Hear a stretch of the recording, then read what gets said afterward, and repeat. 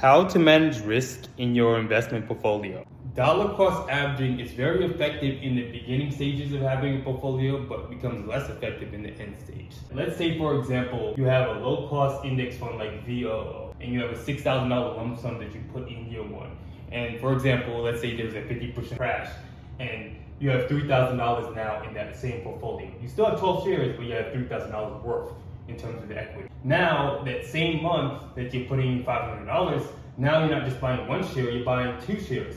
So it's a 17% increase in terms of shares that you're able to acquire when you're dollar cost averaging in the beginning. So that's why you're able to lower your risk drastically in the beginning when it comes to dollar cost averaging.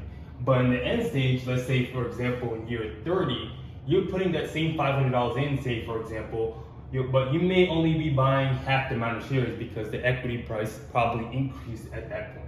And let's say you have a total portfolio of $1 million. So now that $500 is buying a total outstanding of maybe even less than 0.1% of your total shares, because if you do the math, 0.5% divided by this $1,000 you have in terms of total outstanding shares, this $500 really isn't going to lower the volatility or decrease the risk in your portfolio. A solution to that problem might be allocating some of your portfolio to bonds or getting a fixed annuity to lower your risk.